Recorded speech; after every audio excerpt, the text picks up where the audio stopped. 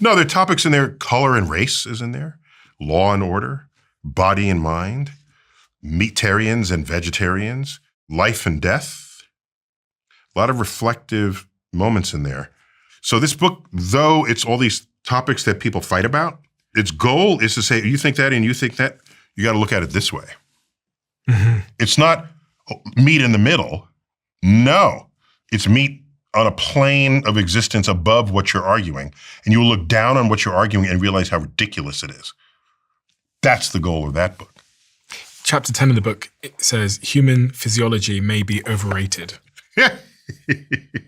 What do you mean by that? Well, we like to think of ourselves at the top of evolutionary properties, but it's really your mind, surely, but not much else. It's odd because we always imagine aliens having humanoid bodies. Yeah. And there's no reason for that if they come from another planet. Most life on Earth doesn't have a humanoid body. The banana doesn't have a humanoid body, and you have DNA in common with it. You don't have any DNA in common with an alien from another planet, yet it's walking around with a neck, eyes, nose, mouth, head, ears, shoulders, arms, fingers, kneecaps, feet. Really? Is that your best imagination that you can come up with? Alien from another planet? Is the universe infinite? I've often wondered that. Does it just go on forever? Or is there a... We're not given reason to think it doesn't, but our horizon has an edge. What we can see. Yeah, but there's no reason to think... So you're a ship at sea, mm-hmm. and you have a horizon. Are you saying, well, that's the extent of the ocean? No, because if you sail towards the horizon, more horizon shows up. And you keep that up until you hit land. So in the universe, we have our horizon. And if we went to that horizon, we'd have a whole other horizon beyond that. If we traveled to that horizon, there'd be a whole other horizon there. The question is, how far does that go? We don't know. We have no idea. It's simpler mathematically to think it goes forever. It's curious how there's some equations where infinities work just fine in the equation. So we don't know. We can talk about to our own horizon. That's it. There's so many people saying that they've seen aliens. We had someone on this podcast actually that said they'd seen aliens. Not they'd seen aliens, but they had evidence that aliens existed. And they worked in the military and said that they'd, some of these spacecraft footage that you see from the Navy. Did they show you the alien? No, but you see the videos of the things bouncing around in the sky. Oh, fuzzy videos. Fuzzy videos. So those are UFOs. They're not aliens. UFOs, yeah. There's a difference. Oh, yeah. Many people equate the two. But if you see something in the sky and you don't know what it is, it's a UFO. And what does the U stand for? Unidentified.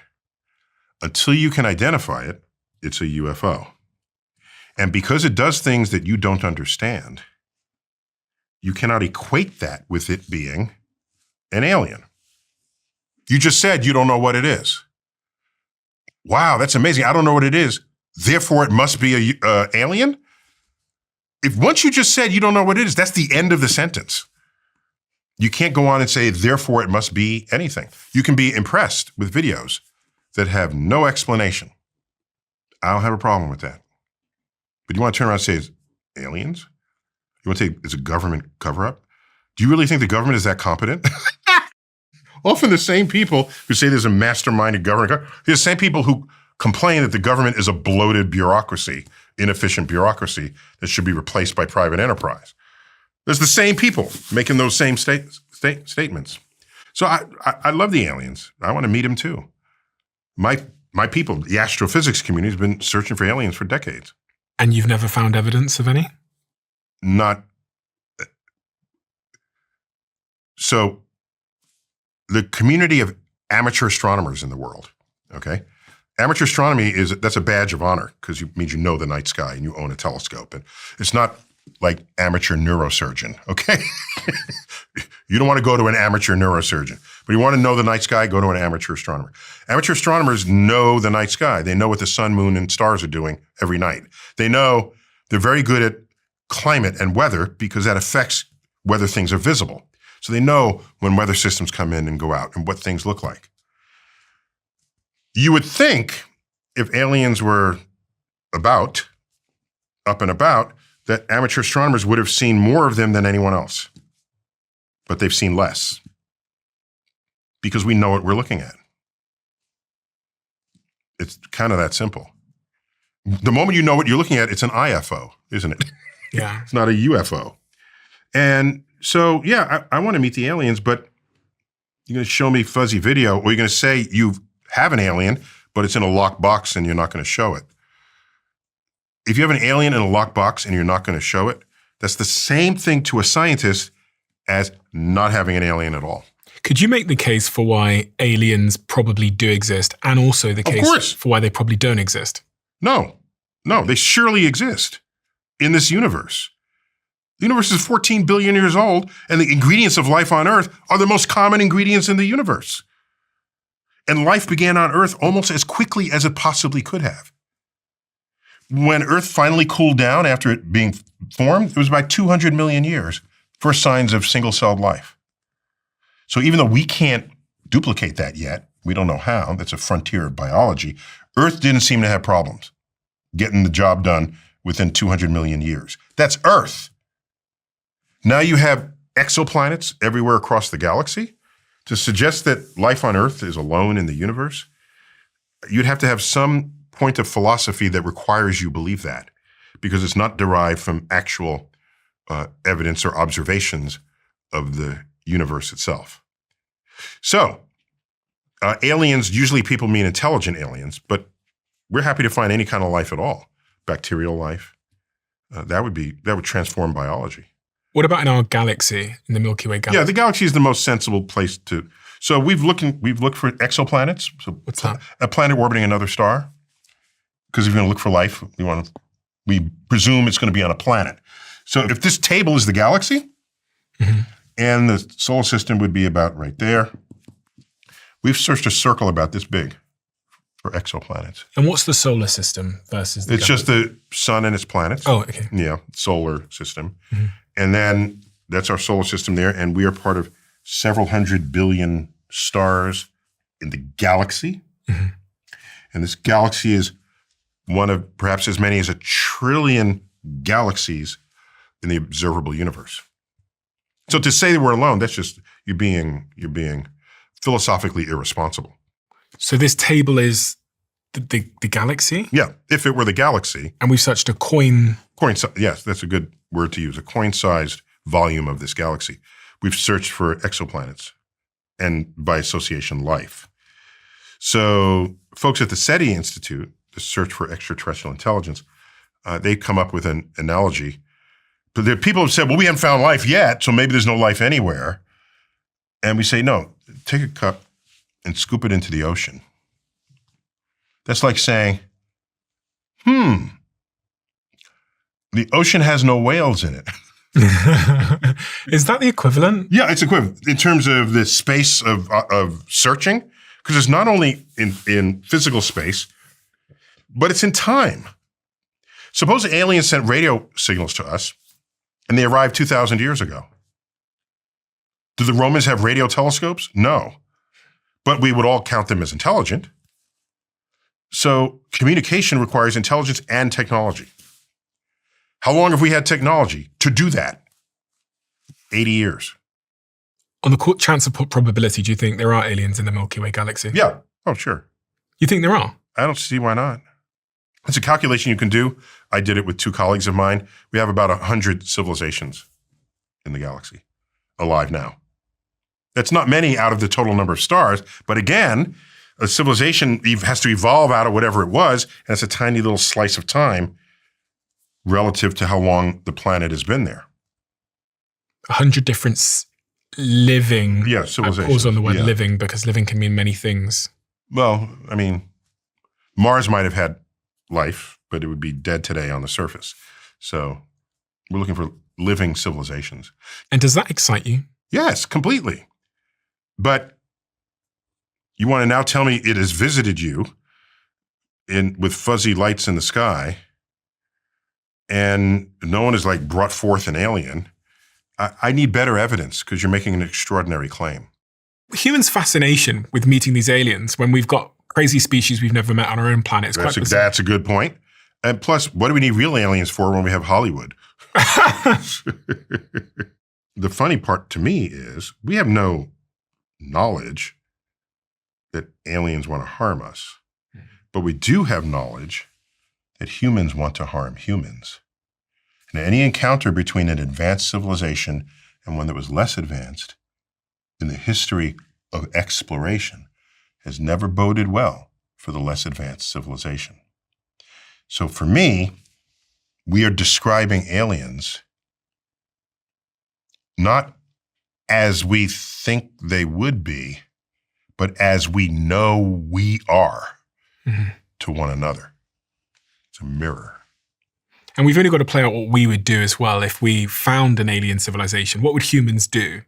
I mean, I think we'd go and try and steal some of them and bring them here. Well, no, they're probably smarter than us. That's like worms saying, "Oh, we found some humans. What should we do with them? Should we corral them?" No. If aliens came here, they clearly are more advanced than we are because we haven't left low Earth orbit in 53 years. So if they cross the galaxy to visit us, we're going to shoot a gun at them? They'll laugh at us. You know. In all the movies that we beat them. That's so funny. I've never thought about that before. That, yeah, we just shoot guns at them. You shoot guns at them. And did it really make a difference? You know. We put like Brad Pitt or whoever in like a Tom Cruise in a... What's your favorite space movie? Space movie?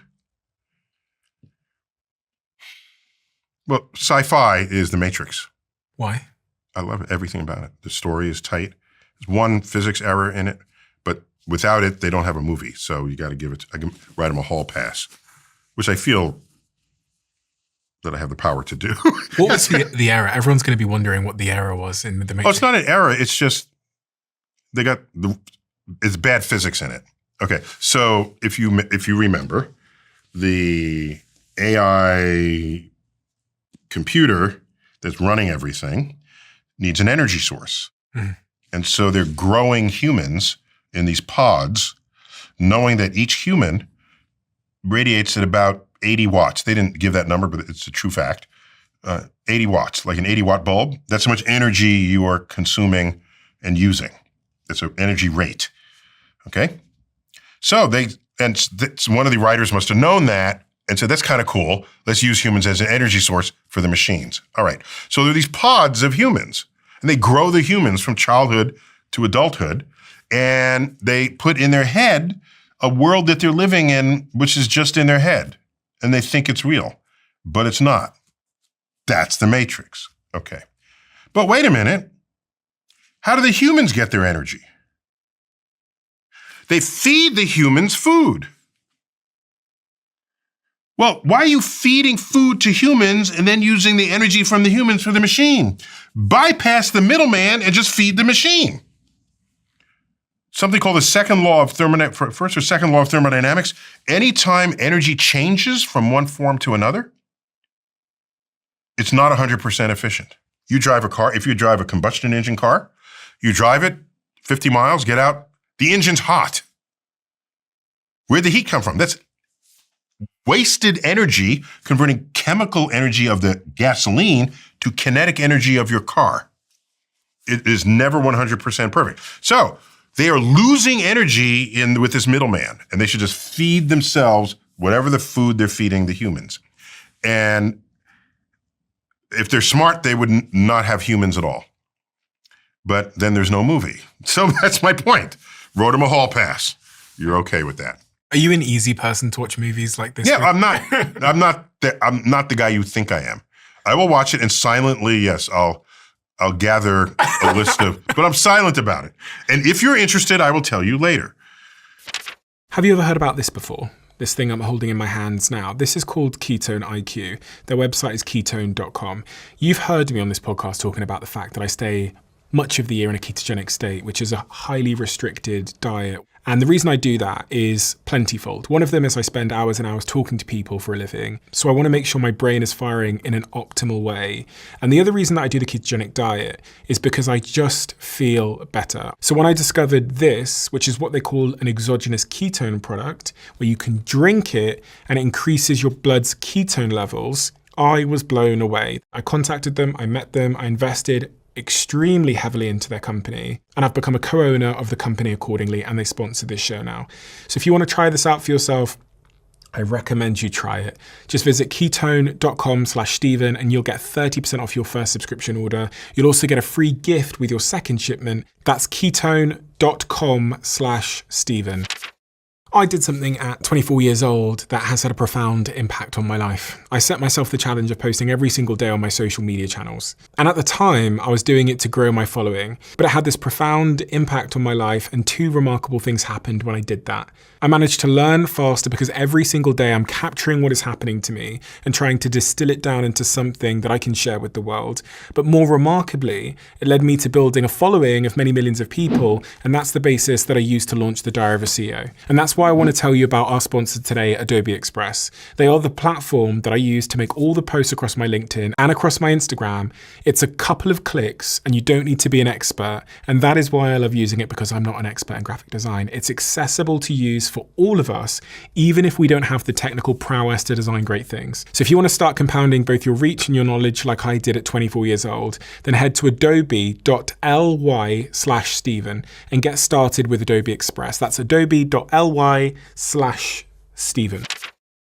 What's the one outstanding question, if there is one, that you're desperate to know the answer to? I don't live life that way. Really? Yeah. It's a sensible question that you're asking me. I don't want to diminish the sensibility of it, but I want to say that that's not how I view the world. The world is not, there's the one question I need answered. The world is, what do I need to learn so that I'm standing in a place I can yet imagine, asking a question I have yet to think of? In other words, as the area of our knowledge grows, so too does the perimeter of our ignorance. And so you say, what, one question? No, there'll be a bunch of questions.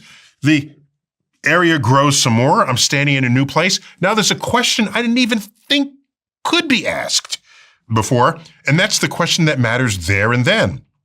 But then there's another question later on as this frontier continues to advance. So I don't think about the one question or the two questions that matter. I think about questions yet to be dreamt of, that we don't even see because we haven't taken the frontier to that vista yet. And so, yeah, it's some of that's unknowable, but I kind of like that.